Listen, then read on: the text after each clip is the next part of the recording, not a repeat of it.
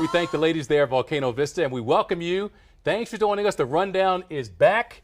We're showing you the best of high school football from around the land of enchantment. Not just that, we're less than 24 hours away from the start of a new era for UNM football. New head coach Bronco Mendenhall leading the Lobos. Plus, we have action on the Diamond tonight. Duke City Stars on the same field as Major League Baseball legends.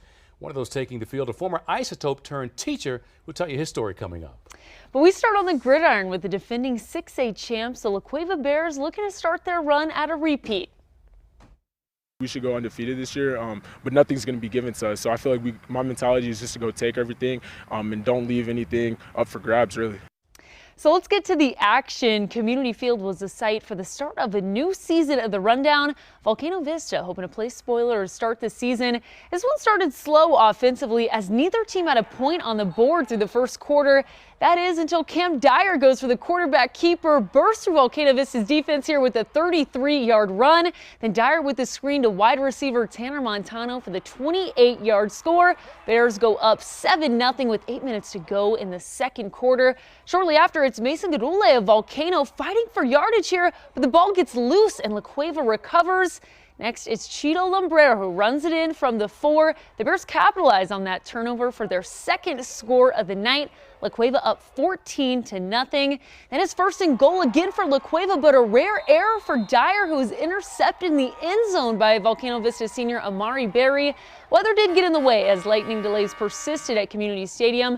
Game was called in the third quarter. Final score, La Cueva 21, Volcano Vista 0. We're off and running. The 6A runner-up last year, Cleveland. Cleveland, true to its name, storms onto the field, opening at home against Centennial. The Hawks get the ball first, and on the third play, it's the Storm defense making a play. Micah Hoffman says, give me that football with the pick, and that stokes the fire. Look at these guys. And that Cleveland team, they mean business early on.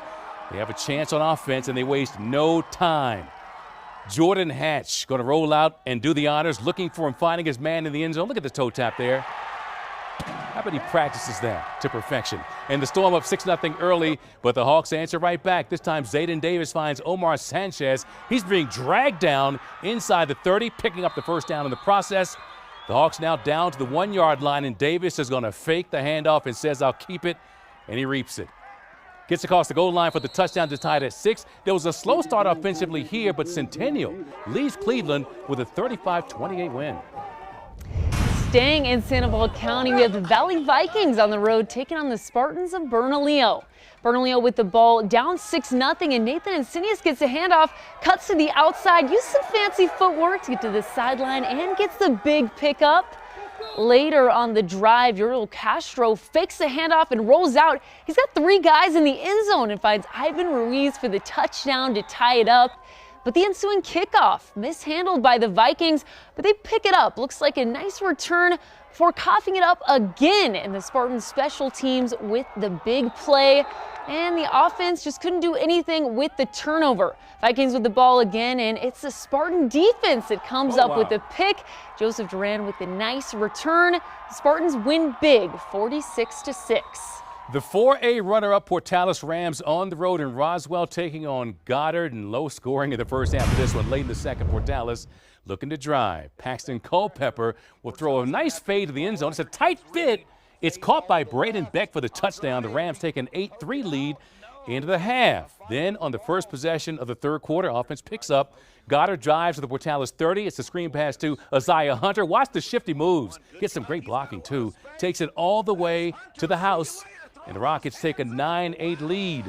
But Portales is then leading 16-9 in the third quarter. Take over possession after Goddard's poor snap on a punt, and they don't waste time. Dallas Lozano going right up the middle. They're not stopping him. 25-yard touchdown. Goddard strikes back in the final minute of the third as they go back and forth in seesaw fashion. It's Ryan Romero running it in from 3 yards out. He finds some room on the right side. Rockets cut the score to 22-16 after 3, so they're threatening now. Same score, Rockets have a 3rd and 8 at the Rams 25 late in the fourth quarter. Isaiah Montoya will get the ball and roll out of the pocket. Well, we'll tell you, it was a couple sacks at the end of this game, and so Goddard had a shot late, couldn't close the deal. The Rockets have no timeouts left on those sacks, and the Rams defense stepping up big for the 22-16 victory. And Roswell lost to Artesia in the state title game last year. The Bulldogs looking to three-peat as state champions. Driving into Artesia, Ron, one thing becomes immediately clear. Football isn't just a sport, it's a way of life. A three-peat. For some, consecutive state championship victories is an elusive dream. For Artesia, it's a reality that has been achieved in 4 different decades. You know, a lot of people expect a lot out of all of us. But the pressure to win at the highest level for the Bulldogs isn't new. It's all they can remember. When you look at everything here, half of these guys' dads probably won a state championship. Their grandpas won a state championship or played in one, you know. And so they've grown up hearing that. So here, you know, we don't use the word like, you know, oh, we're in a rebuild. We use the word reload. Reload and reshuffle. Our quarterback started for us at receiver last year, so a really good athlete, and he had a really good season. He's a really good football player, and so we said, well, we got to get Isaac on the field somewhere. This season, Isaac Asada's first reps under center will be taken against some of the best opponents New Mexico has to offer. So we open up with Carlsbad, Hobbs, and Centennial, who are all 6A schools, and so, yeah, we love playing big schools. I think it prepares us for down the road. And of course, down the road, there's tunnel vision on one achievement. There's just the main goal in mind, the state championship. I feel like that's the only real goal you should have. We hang a picture of the blue trophy up in our locker room, and we know that's our ultimate goal every year. And we know that in this place in Artesia, that's what they expect of us. Well, that's the setup on the field tonight. The Bulldogs literally bursting into the season with the new look, wearing black uniforms for the first time in 34 years. And this is familiar, the traditional dog pile entrance. 5A Power Artesia hosting a 6A opponent, the Carlsbad Cavemen. And on Artesia's second possession from its own 13, this is quarterback Isaac Azaris to receiver Ethan Kahn, and he's turning upfield, and he's gone.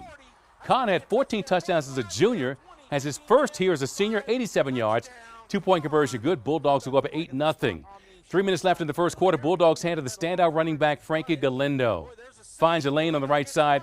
He had 30 combined touchdowns last season, 25 rushing. Takes this in from 31 yards. Artesia up 16-0 in the first quarter. They go on to defeat Carlsbad 44-7. Up next from the football field, we go to the baseball diamond. Home Run Derby X happening at Isotopes Park. We introduce you to an Albuquerque teacher who happens to be a former Isotope taking part.